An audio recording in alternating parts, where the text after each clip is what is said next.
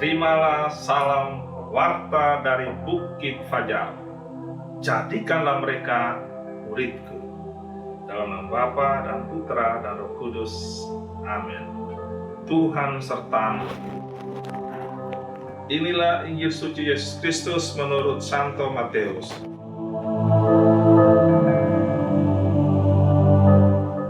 Dalam khotbahnya di bukit, Yesus berkata, "Dalam doamu itu, janganlah kamu bertele-tele seperti kebiasaan orang yang tidak mengenal Allah.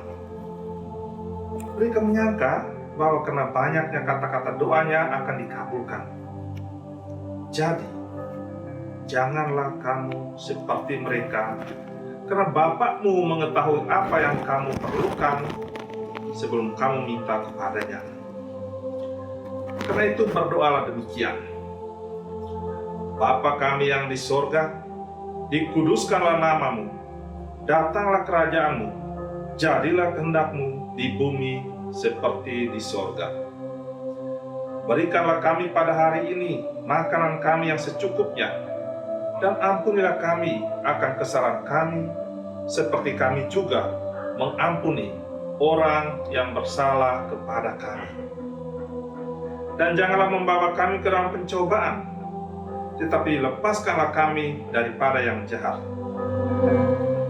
Karena jikalau kamu mengampuni kesalahan orang, Bapamu yang di surga akan mengampuni kamu juga. Tetapi jikalau kamu tidak mengampuni orang, Bapamu juga tidak akan mengampuni kesalahanmu." Demikianlah sabda Tuhan. Saudara-saudara yang terkasih, Injil kemarin mengajak kita untuk merenungkan 3 sendi hidup beragama, yakni sedekah, doa, dan puasa. Pada hari ini, Bunda Gereja mengajak kita untuk merenungkan lebih dalam tentang doa.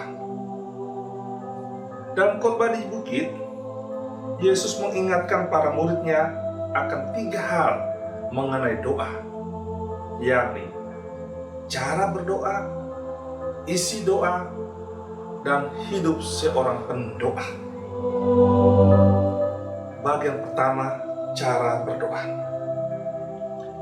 Yesus menekankan agar para muridnya jangan bertele-tele dalam berdoa. Rumusan doa yang bertele-tele mencerminkan orang yang tidak beriman. Di sini yang ditekankan oleh Yesus adalah model doa orang beriman. Tuhan tidak ingin kita menggunakan banyak kata-kata. Doa bukan uraian panjang lebar akan permintaan kita, tetapi doa adalah suatu penyerahan diri yang total kepada Allah. Sebab dengan menyerahkan diri secara penuh kepada Allah, Allah akan mengabulkan permohonan kita. Karena Bapakmu yang di surga mengetahui apa yang kamu perlukan sebelum kamu minta kepadanya.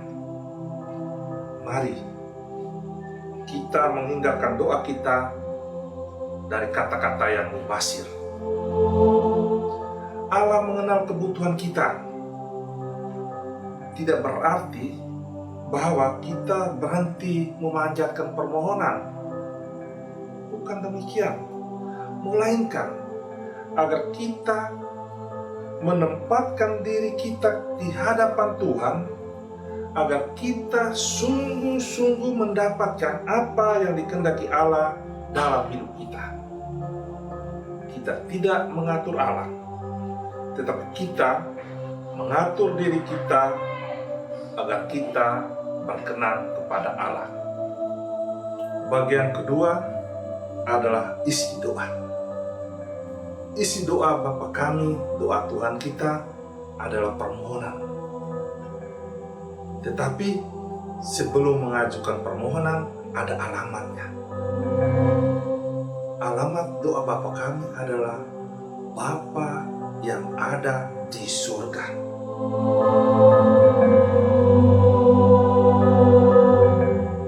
Dengan menyatakan Allah sebagai Bapa, kita menempatkan diri kita sebagai anak. Anak bukan dalam arti daging, tapi anak dalam arti ciptaan. Allah yang menjadikan kita. Kita menempatkan diri sebagai anak, dan karena itu kita mendapatkan bagian sebagai ahli waris surgawi. Alamat doa adalah kepada Bapa di surga, dan kita menempatkan diri kita sebagai anak, sebagai ahli waris. Isi permohonan yang pertama adalah permohonan kepada Allah berhubung dengan penyelenggaraan ilahi atas manusia. Dan permohonan kedua berhubungan dengan realitas keadaan hidup manusia di dunia. Permohonan akan penyelenggaraan ilahi terhadap kekudusannya. Allah itu kudus. Mengapa kita harus mohon Allah menjadi kudus lagi? Apakah memang demikian? Tidak. Kita memohon, dikuduskanlah namamu. Berarti kita mohon agar Allah menyelenggarakan kekudusannya, sehingga kita semua yang menyapa Allah sebagai Bapa memperoleh pengudusan itu, menjadi layak bagi Dia. Santo Agustinus, Bapa Gereja kita, mengatakan, dengan memohon kuduskanlah namamu, kita meminta Allah yang kudus itu agar menguduskan kita yang berdoa. Datanglah kerajaanmu. Kita memohon agar Allah segera berkuasa atas segala ciptaannya, agar Allah berkuasa atas bumi dan segala isinya. Doa permohonan bagian ini menyatu dengan pokok pewartaan Yesus, kerajaan Allah, Basileia Tou. Kerajaan Allah segera hadir di tengah dunia. Kerajaan Allah bukan soal makan minum saja, tetapi damai sejahtera, sukacita, dan kasih.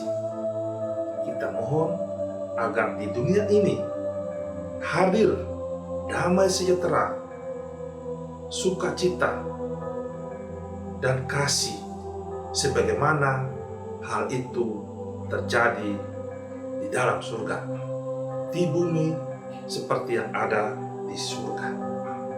Jadi, isi permohonan yang pertama merupakan permohonan rohani. Permohonan kedua berhubungan dengan permohonan jasmani, kebutuhan jasmani, yakni realitas hidup manusia di dunia. Berikanlah kami pada hari ini makanan kami yang secukupnya. Berarti kita mengaku dengan terus terang bahwa hidup kita sesungguhnya 100% bergantung pada Tuhan. Kita seakan mengemis kepada Bapa, Bapa, beri kami makan. Karena tanpa Dia, kita tidak berarti apa-apa. Melalui doa Bapa kami, Yesus mengajar kepada kita, kepada para muridnya, untuk berserah diri kepada Bapa, sekaligus mengakui bahwa hidup dan kesejahteraan yang kita alami saat ini ada dalam tangan Tuhan. Hasil yang saat ini kita nikmati adalah semata-mata anugerah Tuhan. Yesus mengajar kita untuk memohon pengampunan dari Tuhan.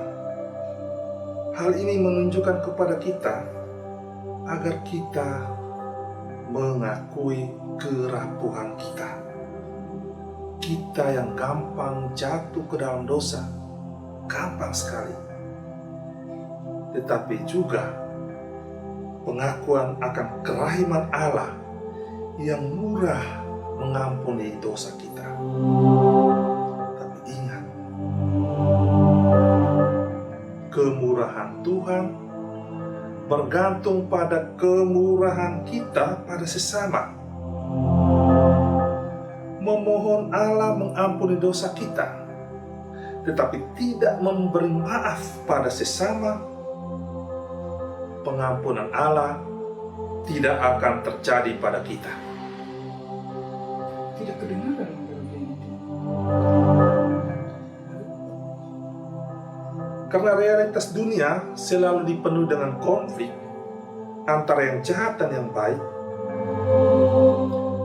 realitas penegasan akan kerajaan Allah dan penegasian terhadap kerajaan Allah, dan manusia berada di tengah-tengahnya, manusia berada di antaranya, maka kita memohon agar kita dihindari oleh Allah masuk ke dalam suasana pencobaan itu. Permohonan kita agar Bapa menghindarkan kita dari pencobaan, sehingga kerajaan Allah yang kita mohonkan dan yang diwartakan oleh Yesus segera tiba pada kita. Bagian ketiga dari ajakan Yesus tentang doa hari ini berhubung dengan praksis hidup si pendoa. Bagian ketiga ini menyambung isi doa bagian kedua tentang mengampuni orang yang berdosa. Orang yang berdoa bukan mengatur Allah sesuai dengan selera pendoa, tetapi menempatkan Allah dalam hidupnya. Maka si pendoa yang berhasil adalah hidup dalam suasana pengampunan, mengampuni dari waktu ke waktu. Mana mungkin kita memaafkan orang yang menyakiti hati kita? Begitulah realitas kita. Kita selalu berkata, tiada maaf bagimu, pintu hatiku tertutup untukmu selamanya. Tapi pintu hati Allah selalu terbuka bagi orang yang memohon pengampunan daripadanya. Tantangan kita sebagai pendoa adalah hidup dalam suasana Allah, hidup dalam kerajaan Allah, yakni mengampuni. Kalau Anda berdoa tetapi masih menaruh dendam pada sesamamu, sia-sialah doa. Semoga demikian. Pergilah, engkau diutus.